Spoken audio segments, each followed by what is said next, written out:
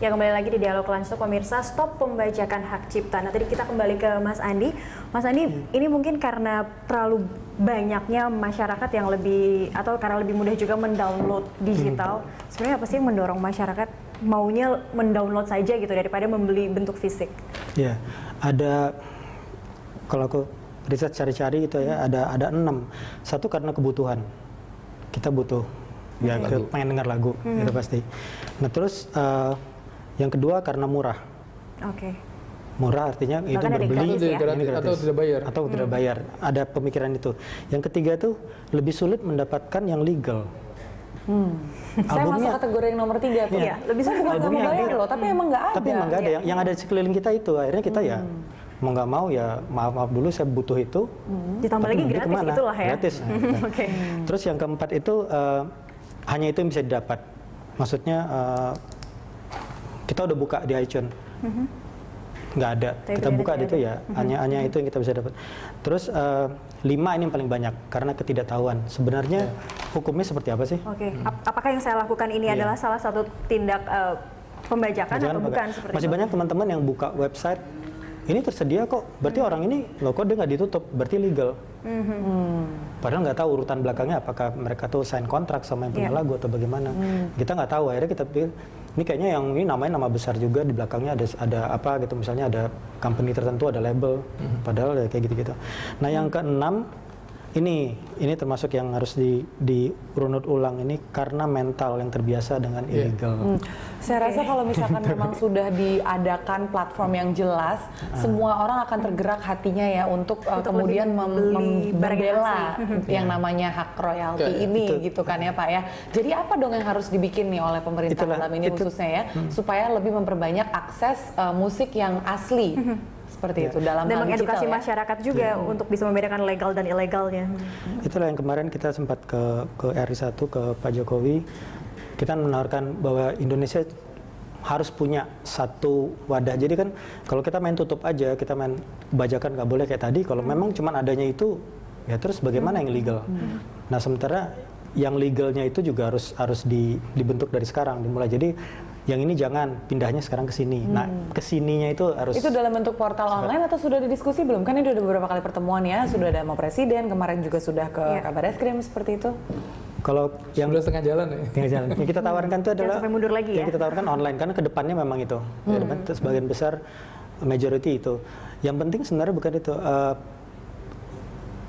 Begitu banyak online yang lainnya. Apa yang membedakan kita? Yaitu adalah sampainya hak royalti, hak-hak tadi ke pencipta. Bahkan masih ada sebagian musisi yang kalau saya sih agak nggak sependapat dengan mereka.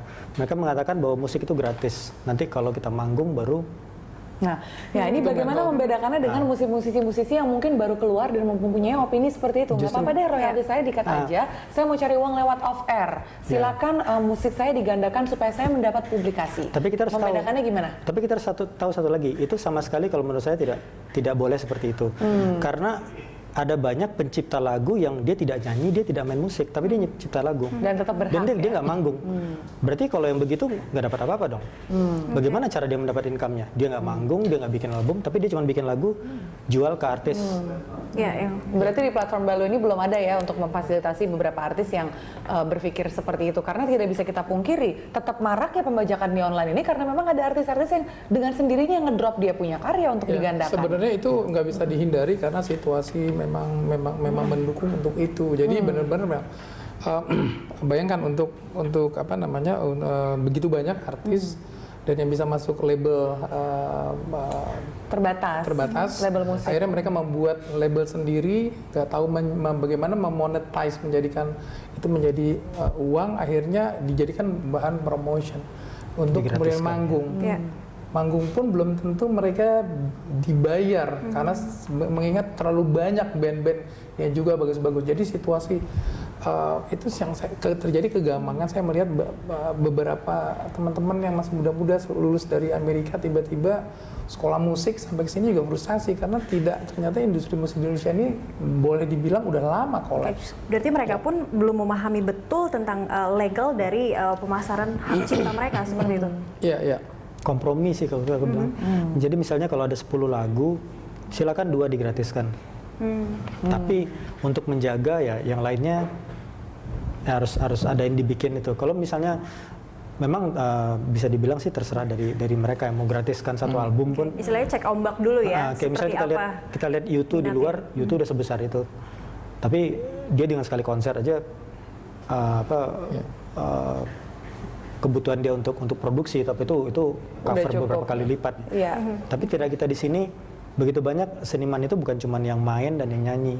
Gitu. Tentunya ini semakin memperpelik permasalahan pembajakan yang memang sudah kusut dari awalnya ya. Pak Mas Kadri, yang ingin saya tanyakan, ini kan sudah kita ketahui ada sedikit reluctance atau kesetengah hatian dari penegak hukum juga ya dalam memberantas pembajakan. Apakah Anda melihat indikasi ini sebuah kejahatan yang terorganisir? Apakah mereka juga diuntungkan kalau dengan saya bilang sih, terjadi pembajakan ini?